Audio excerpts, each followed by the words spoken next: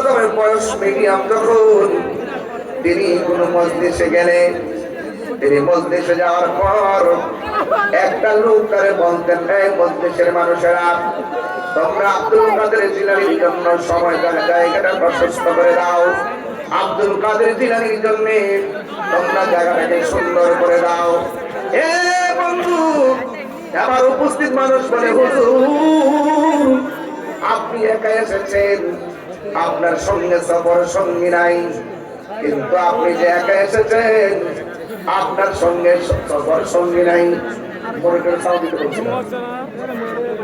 এরকম বললে কিন্তু আমি ব্যবহার লাগবে, আমি গজল গাইতে আসি না, তো মনিটর সাউন্ড দেন আপনি, আমার কানে তো অবস্থ হবে। গভীর মনোযোগ। আমি বলেছি হুজুর গাউসুল আজম গেলেন একা, যখন কি এবার একজন মানুষ ডাক দিয়ে বলে, আব্দুল কাদের